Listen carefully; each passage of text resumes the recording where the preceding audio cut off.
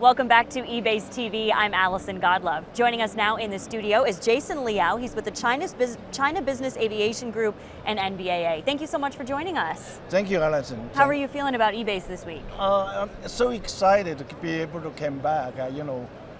Living in China, in Beijing, we had a 3 year of lockdown, so we were not being able to travel. So this, since China opened up at the end of last year, this is my first international show. I'm so glad I'm here. Yeah, you haven't been to EBACE since 2019.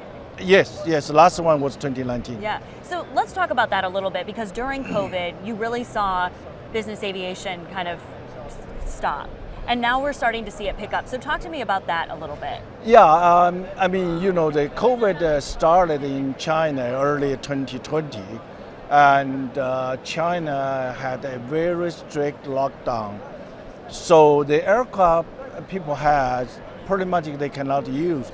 They can use limitedly for domestic flight. They cannot actually use for international flight for 3 years.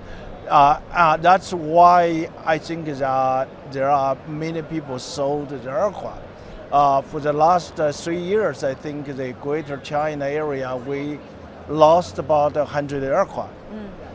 But since end of last year, after the opening of the country, now the activity is really picking up, especially the charter side. Now the charter price are increasing, and it's very difficult to get a charter aircraft. Yeah.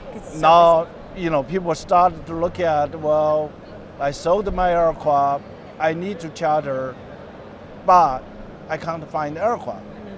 So some people started to look at buying again. So we are certainly seeing the uptake of the market. So what does that mean then for the future of business aviation in Asia? I think the future of business aviation is still going to be very strong in China. Asia, you have to look at fundamentally what is in China, because China is far away from any major economic culture center. For instance, China is far from the US, far from Europe, far from Australia. So Chinese economy is very much international. So they need the aircraft to be effectively doing the business. I think the buying is going to start very soon, and there will be more people buying. They need the aircraft to do their business. Is that a lot of the conversation that you'll be having this week at EBACE, is about doing that business within China or making it an international?